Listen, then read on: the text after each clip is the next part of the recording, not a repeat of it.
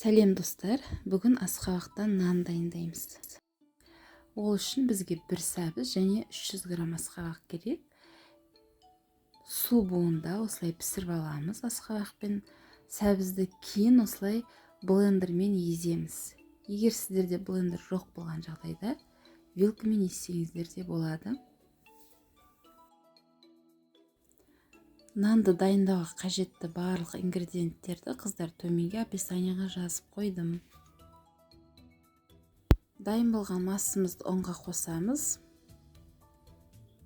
Енді бізге қамыр дайындау үшін жылы су қажет.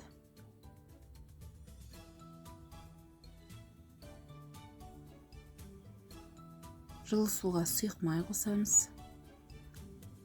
Тұз, қант және аштық қосып араластырамыз.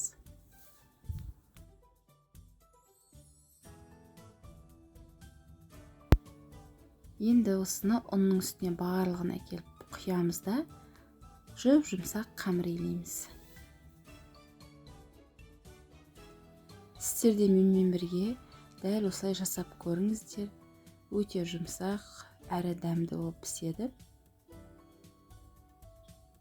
Барлығын осылай біріктіріп, жақсылап қамыр илеп аламыз.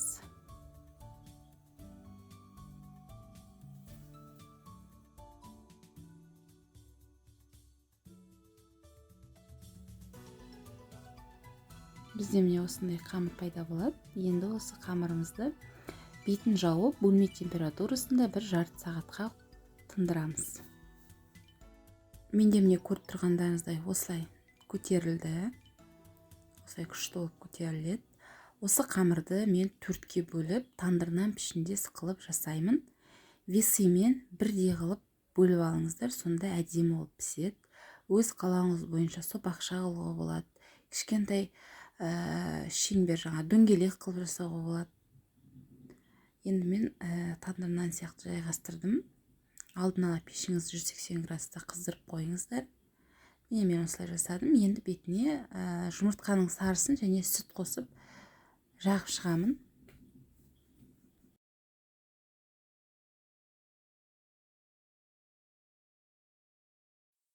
Енді нандарыңызды макпен, болмаса кунжутпен осылай әсемдеуге болады.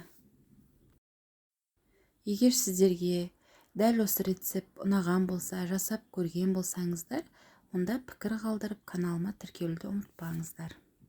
Енді нанымызды алдын ала қысып тұрған пешке 35 минутта пісіріп аламыз. Менде міне осылай болып пісіп шықты.